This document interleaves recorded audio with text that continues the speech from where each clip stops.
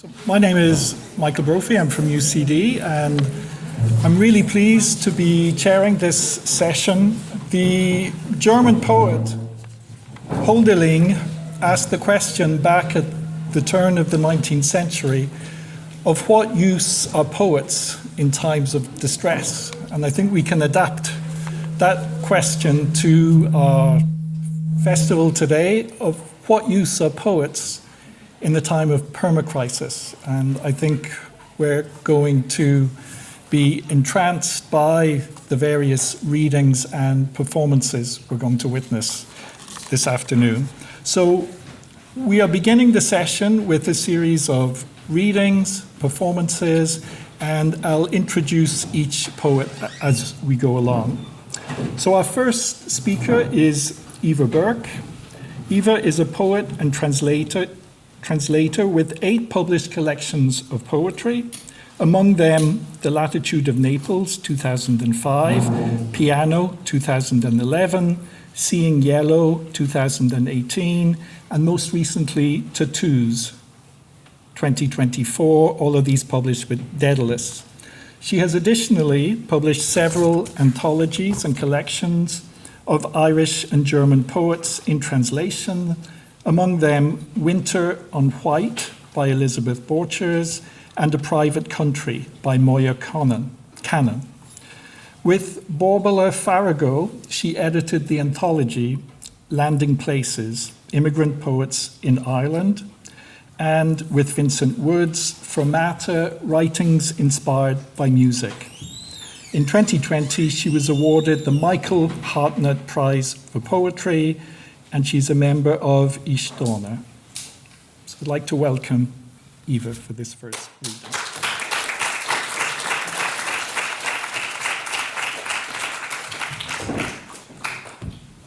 Hello.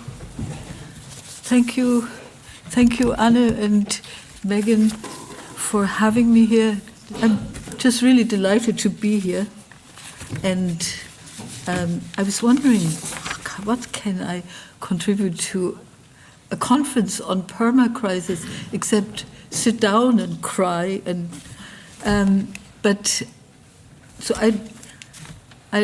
my first poem is, I would say, about 25 years old, and I picked that because, as you will see, the first time I heard about AMOC, which is the Atlantic Meridional Overturning Circulation. This was as early as the mid-late 80s at a conference in Galway with geophysicists and marine scientists from North Atlantic countries discussed disturbing new findings about ocean currents. It was predicted that due to global heating, the Gulf Stream and other ocean currents would be overwhelmed and change drift. For us in northwestern Europe, it means paradoxically that global heating will cause our winters to be much more severe and colder. Ireland will become like Greenland or Newfoundland. In those early years, I was still able to joke about it. Not anymore. Spring in Henry Street. You have to know Henry Street is the street where I live in Galway. The seasons have gone all awry. 4 weeks into spring, we're in winter's stranglehold again. On high shaky wires, darlings trip, pelted by sudden shrapnel of hail. They easily lose their grip in these March weathers. Soft, easy targets the birds, no matter how hard they puff out their feathers. And by the canal that drops from a derelict lock 20 feet down, the storm is running its icy comb through the sycamore tops. It's enough to make you want to join the bears in their dens, inert, slack-skinned, but warm in the mountain's dim, still heart. Daily, funerals creep like black snails down Henry Street on the final lap of someone's trip, and young women go to the flats with measured maternal steps and prams like propagators for kids under polythene wraps. For weeks the temperatures have been falling. We hear that everywhere icebergs are breaking loose from the polar caps. I see them at sunrise, lit up by thousands of 1,000-watt bulbs, floating cathedrals whose stained glass flanks freely weep into the Arctic seas as they drift towards us. Their advance guard has rounded black head.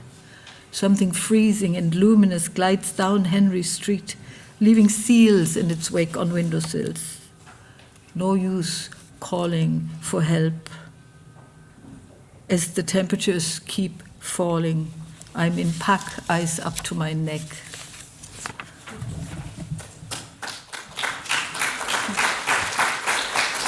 And this is, if you think that this was in the 80s, already known in the 80s, it makes you wonder, what has been happening in the interim? And sometimes, when you feel rather disheartened, you have to sit this out in the pain and the sometimes quite agonizing following the thought about where we are, what the world is, what's happening in the world. It's so agonizing that you don't know where to go and what to do. This is called Nocturama. And when night comes, I'll go to places fit for woe. William Blake. Unseeing, I went underground, followed the arrow into night desert, night scree, night burrow. What was it that touched my cheek? A finger, a snout, a wing, some softly breathing memory? What was it that fluttered in my head? What bird perched in my heart, pressing it against my ribs? And everywhere eyes that saw where I saw nothing. Irises huge and polished as magnifying glasses, the obsidian dots of pupils at the center pooling the night. Guarded by the sleepy-eyed owl, my sisters Civet and Lori. I grew in sizes and talons. My eyes were hooded. I was guided by scent. My voice broke. I lived in league with the aardvark.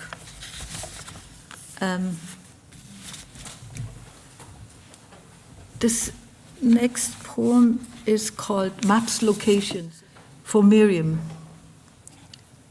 Inside the hive, the dance begins, pointing to a place where sweetness lies, as clear as the outlines of sublime visions stitched by nuns in the 12th century onto a tapestry map of the world.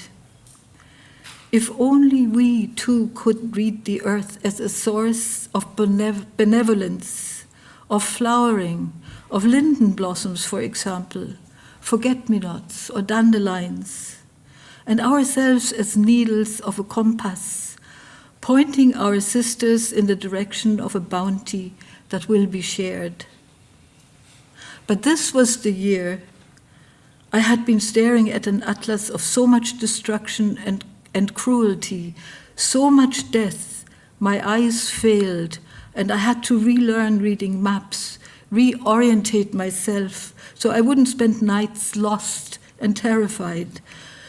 So I'd know from your shared location that you, my love, can be found near the unreadable Sphinx, and seeing your head floating in the middle of the river did not signify disaster, but that you were safely crossing that huge biblical water. And I have a piece from a COVID journal. I kept this not religiously, but I added to it every now and again, whatever came into my head. And my COVID journal, because everyone's talking about breathing, not being able to breathe, was a meditation on air, and closely connected to it on music. And but here it's hard to pick something from this, but I picked, I thought I'd read this, which is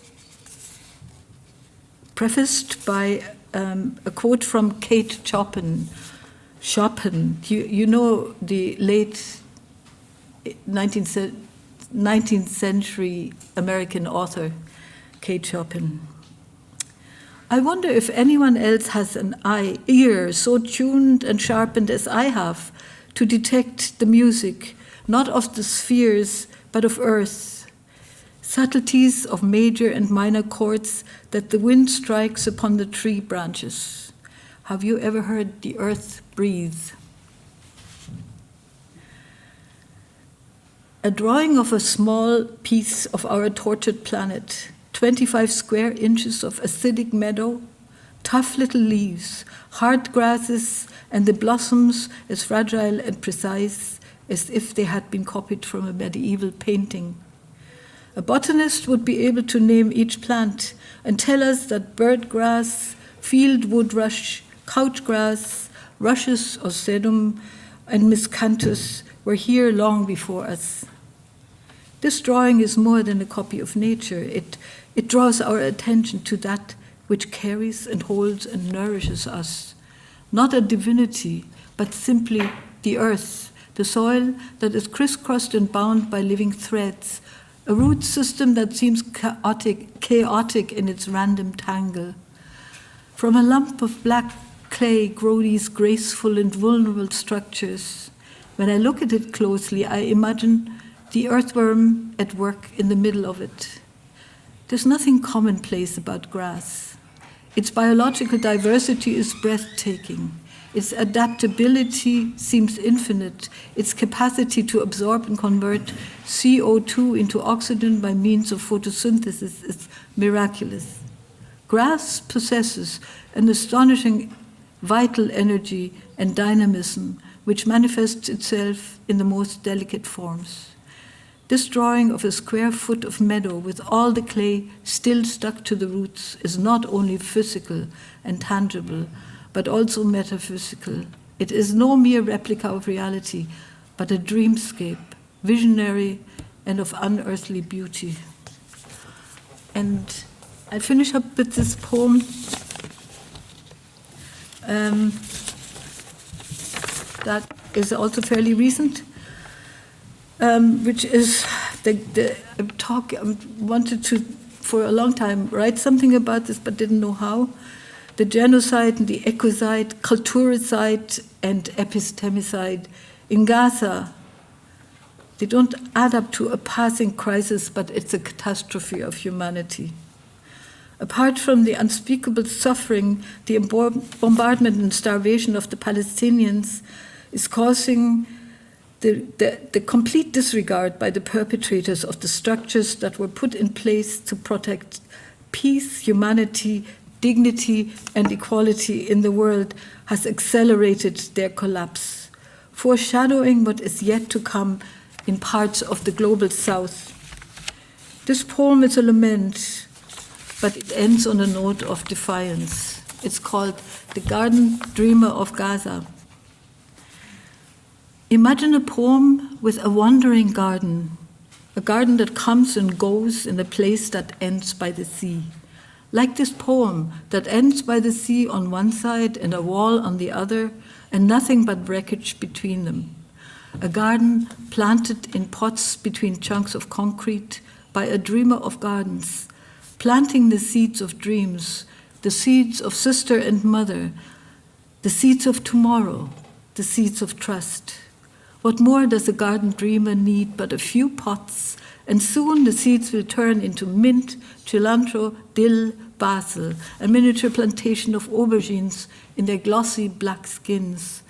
There will be heavenly peppers and the reddest tomatoes, and he and his family will eat together from his fruits of life, from the garden that keeps moving between the wall and the sea with its family of plants, and the gardener always leaving green stalks behind between chunks of concrete and the mountains of debris greening because he is again putting seeds into the dust. where light and water work together to create miracles. But today the garden dreamer is sobbing because he's been told to carry his garden elsewhere again, and he's too tired because he's been everywhere and nowhere in this place that is everywhere and nowhere, and there's nowhere to go between the wall and the sea except the end of this poem that ends by the wall on one side and the sea on the other, with nothing but wreckage between them. Why can't he have a garden, no matter how small, the size of a bed, a flag, or even a poem, with room for 10-year-old dreamers of paradise gardens, with room for heavenly tomatoes, mint, cilantro, dill, basil? Thank you.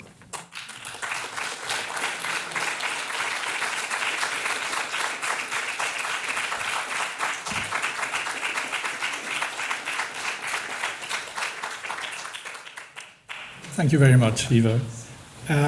Our next poet is Patrick Deeley. He is also a memoirist and children's writer who spent his childhood in a small Callows wetland or river meadow farmed by his mother in East Galway. He has published 10 collections of poetry, including Keepsake, 2024, The End of the World, 2019, Groundswell, New and Selected, 2013, and The Bones of Creation, 2008. His critically acclaimed best-selling memoir, The Hurley Maker's Son, was published by Transworld in 2016. He is the recipient of many literary awards, including the Lawrence O'Shaughnessy Award, the Dermot Healy Poetry Prize, and the Ailish Dillon Children's Book of the Year Award. He is currently writing a second memoir, Seeing Through Trees, and a new collection of poems. Patrick.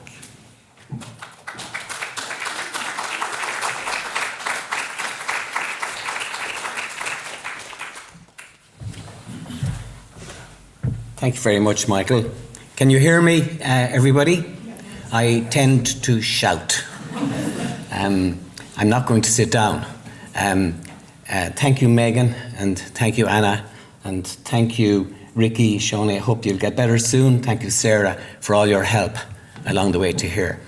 When I listened to the stories told by the previous contributors this evening, I realised I must have led a very sheltered life.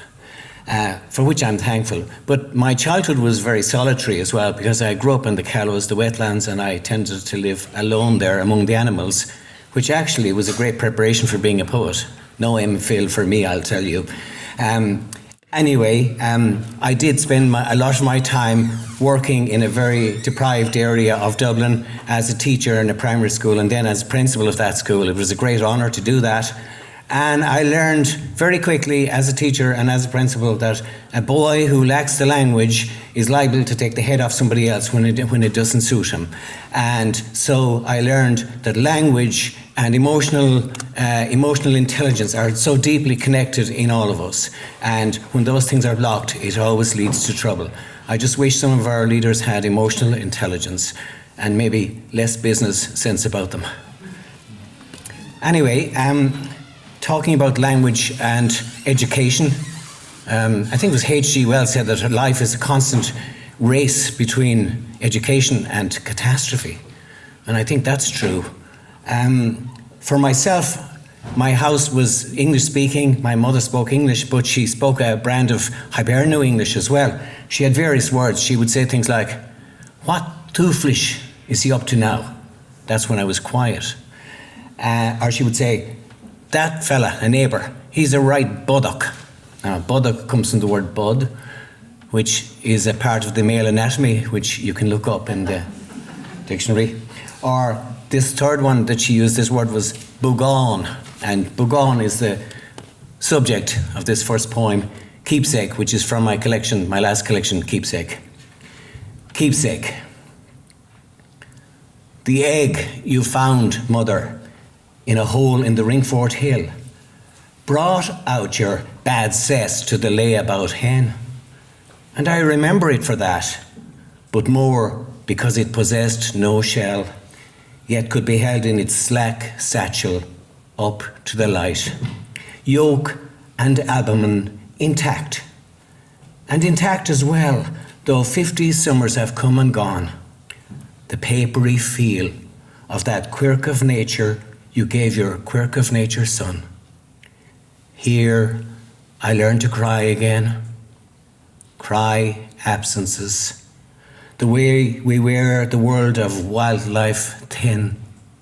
Yet fresh in my mind, you hand me this flimsy keepsake, as if it might prove a counter or a stay to crake and Greenland goose, all the wetland birds bound to fly away. So I say, I grew up in the Caoineadh, and Caoineadh comes from the Irish word, Irish and English, very fitcha-fucha in my mind. Caoineadh comes from Colla, which is a lovely name in English even, river meadow. There were many rivers in the Caoineadh when I was a child and still there. And so I had an affinity with water from the beginning. Water wanting to be land, and land dreaming that it was water. And so waterland, wherever it happens in the world, is always a place I feel inspired by. A fable of Cambodia. I suppose this poem is about how everything is interlinked. Beside Lake Tonle Sap, 2 mahouts drive their 2 elephants. The mahouts chat quietly in a language related to Khmer, before speaking each to his elephant in a language of his own creation. Each elephant nods, seeming to know what is meant.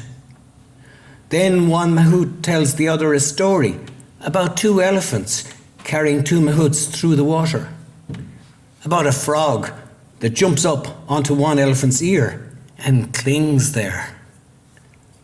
The elephant's rider reaches to grab the frog, intending to cook it later for dinner. But his friend says, "We dare not disturb it. Let it travel in safety with us. It means the world to me. It means the elephant." The next poem tries to imagine the creation of a magpie, no less. This comes from something I had to expiate, as D.H. Lawrence says in The Snake. He frightened away a snake that was drinking at his water barrel, and he said, "I have something to expiate a pettiness, and I have something to expiate a nest I robbed when I was a child. I was a devil for climbing trees." So I tried in this poem to make good the magpie. And the cloak in question is really, I suppose, the creative act, or even creation itself, something you can't really tamper with, because nature finds its own path and should be left to do so. Magpie potential. The cloak requires to be worn lightly. You cope with its invisibility, and trying it on for size, dip your hands in its deep pockets until they smuggle up 4 eggs of lustrous blue, brown spotted. The same eggs you climbed to find in Ballydugan Wood in your barefoot childhood. One by one, you put the eggs to your ear, amazed to hear from each the whir of magpie potential. Gently you bed them back down, hoping for wingtips to sprout, bodies and legs, and darkly the eyes and cowled heads to come about, hoping for feathered iridescence, even for flight, and your life of hoard need, of reining in, of fear that you might fail, seems only a grounding for this exuberant scatter and go. You withdraw your hands, but all is empty now, and clay, make of it what you will, clings cold under every fingernail. Now, I've written a lot of war poems lately, which hopefully if there's another book, they'll be in it. But it's difficult writing war poems because you feel like a bit of a fraud when you're not in the middle of it, or in the middle of making peace, but the only peace I suppose we can make is in our own lives and with the people around us and with the world around us. Words carry their own weight, but they do so in poetry also I feel by carrying lightness. And now we're living in a time, I suppose, where W.H. Auden said, or he predicted, knowledge will degenerate into a riot of personal visions. So knowledge has degenerated for some into a riot of personal visions. And we also live in a time when bombs seem to many of our world's leaders the favoured mode of speech. Anyway, lungs. When a bomb explodes, fire chases the air that will sustain it, enters, bursts the lungs. Whether the lungs are the right or wrong lungs, or a mixum gatherum in scraps and tatters, flying in all directions, or even if no lungs are spared, militarists cite collateral damage. As to where bombs hit, here is a street, here a school, here a path walked by a shepherd. Now, I feel that I feel that reason convinces, but rhythm persuades, especially in poetry. Ida, you taught me all about rhythm in writing children's stories. Well, you try to. Anyway, reason convinces, rhythm persuades. And I try for strong rhythms in my poems, and I particularly enjoy writing love poems. The next one is Lovers at Pesaro. Megan, thank you. And I love writing love poems, as you can imagine. Why wouldn't you? Except that my love poems tend to be, they tend to lack the fluffy or the romantic thing that some people might love, and the softness in love. They have to live in the real world. And this is one which was written a number of years ago. It's still been published all over, but not in a book yet. Lovers at Pesaro. The Museo shows adoration of the shepherds, coronation of the Virgin, flagellation of Christ, the eternal Father presiding amid cloak and cloud. Medieval, but still fresh and vigorous, they shimmer in our imaginations as we pass through the hotel lobby where Vladimir Putin on a muted TV screen ascends the red steps to his fourth inauguration. It's the hottest May on record. Trees lining the Viale exhale incense of crumbling catkins. The Adriatic rolling alongside murmurs sweet nothings. Fellow guests tell us they are old. Dare we say the same about ourselves? All the years we've lived together, the spending spree we make of love, penury and leisure, the spell that lifts us from heavy-footed routine to light-headed wonder, a blister on the heel or a shoulder crimsoned with sunburn are trivial beside such proofs of resilience. In our room, we close the shutters against midnight birdsong and full moon. The world of greenhouse impacts and power grabs, even of cherished works of art, slips from us who live as we might hope to die, by sigh and caress, playing on towards morning or towards eternity. And today, this week is Tree Week, and in honour of Tree Week, and knowing that Cormac is coming on later with Caoineadh, or after me, I'm going to finish up with a poem, a short little poem from a book. I wrote a book years ago called Decoding Samara about all the Irish trees and the legends behind them, but this is the short little poem from there.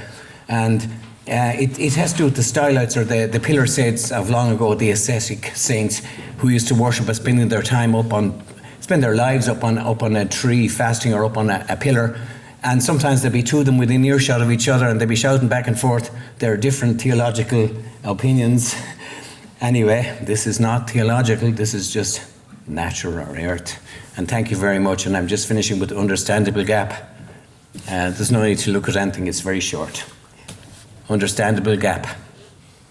Simeon the Stylite. If I could go back to your century, I'd want to know why you live in a tree. And you, no doubt, would ask about the tree living in me. Thank you.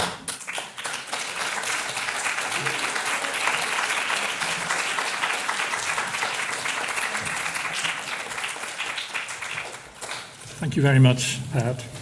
Our next poet is Cormac Mac Gearailt.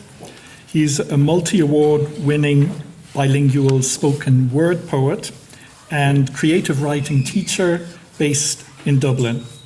He was the All-Ireland Poetry Slam Champion of 2024 and the UNESCO Cities of Literature Slam Vision Champion 2024.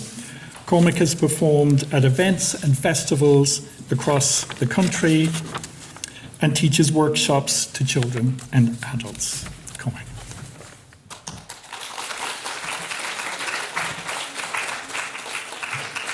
Hello. Oh, can you all hear me okay on this?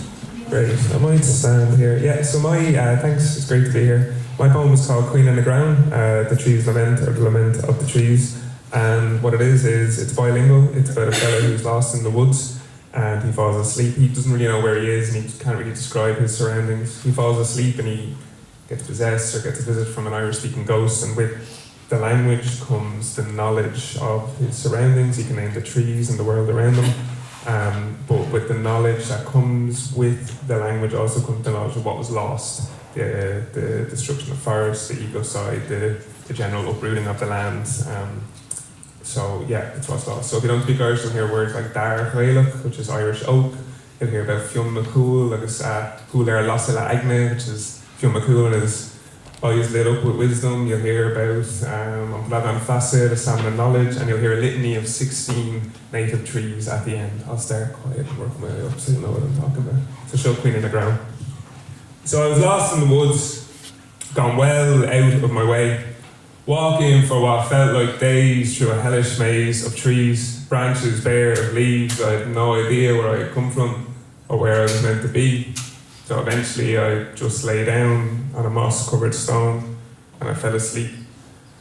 Agus chúisig mé le taimhse coganach in my clús, agus seanna hanga nua bheo in my veil, agus bhí ólas a gomanis fin gwyl is na cream, agus nuair a duscalías my veil leabhar an spirit tríam dúirt sé an crown sin os sa chóir, dar, Gaelic, crown crua, láide, an taimid a min for na mílta úsátaí a súdarach to tógáil nó ábhar tinne, na craimhach a traum le na dearcán beaga, bíadas na préachán na hiríos na mucca sean scéalta cúis tinna faoi ómóg na crown, darach, olmhór ása, lán le húla dearcán is canóin na jasca brodú le béal na siúnana, hí na méid sin crín darach e fud na gulse agrin, có sean có héasta lena céad a bhlíon, le fréimhacha go dainn sa dain híos nílach ceann ó ró ann anis.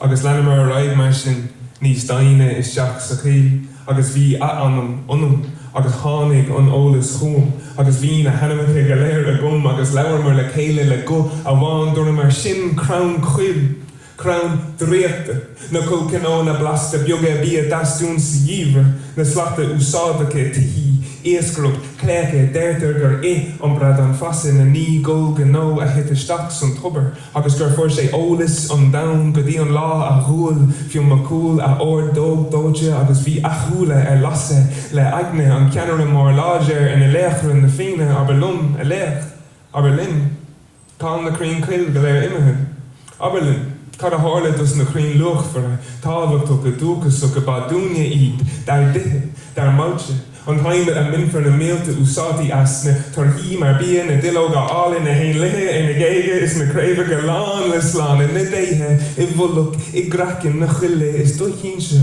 mhór sínse I bhullach I gré na chiile. Ní cluisim an tréinach, an banán nó fiú an capú chuile tá si go léir ciún, scapathe, imethe, dar, col, oor, tramán, fearnóg, finsóg, drain, cuilin, atseil, catnia, sáloch, leabhán, bechheal, skechheal, fioncóil, cuirhin, go léir scriste, go léir milte, go léir geartha anús. Dúsig agus scair de skim hín an mílta crín ag fás fin rin níl fácha ann anis. And I walked in on my own again, But with the old tongue still alive in my mouth and a new sight in my eyes, I looked around me and I saw every single tree. For the first time in my life.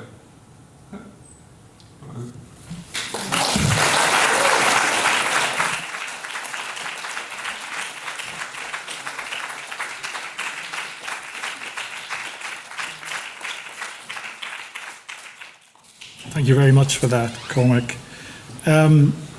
Our next speaker is Adam Mohamed. Adam is an Irish-Sudanese poet, project coordinator and community specialist born and raised in Ballymun, Dublin. Adam first came to prominence as an artist in 2020, releasing his debut spoken word film, Untitled, which explores the complexities of growing up as part of mixed race and mixed religion in a working class community. This work has since been included on both the junior and leaving level curriculums in Ireland. Most recently, Adam produced and self-published an anthology called A Ballymun Blend, which explores the past, present and future of Ballymun through the themes of climate and social justice. Day to day, Adam designs and facilitates diverse projects for groups of all ages. Adam.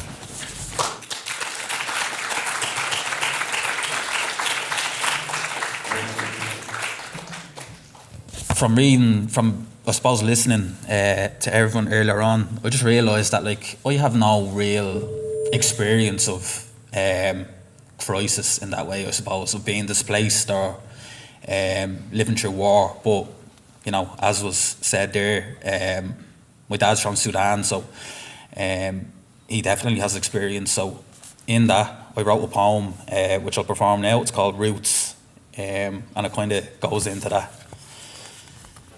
So, my father is 70. He moved here in the 70s from Sudan. For all the talk of doctors and engineers, he's an actual engineer. His travels led him to Ballymun, straight to the flats. Descending from a long line of Muslims, I think he came here so he could enjoy a Guinness and a cigarette in peace. He retired after 30 years of service for a rest well deserved. And I wish he could enjoy the fruits, but for the last few years, something rotten has decimated his roots. Sisters, uncles, cousins, and a 90-year-old mother forced to flee, avoiding exploitation, ethnic cleansing, petty crime and violence. And for what? It's the sweet spot of power, religion, divide and conquer. Divide and conquer. The only common denominator is insecure men. When I observed my roots, my growth was modelled by my main role model, forever fed and watered. I long for the day I can sit under the branches of my family tree, supported by all of its roots.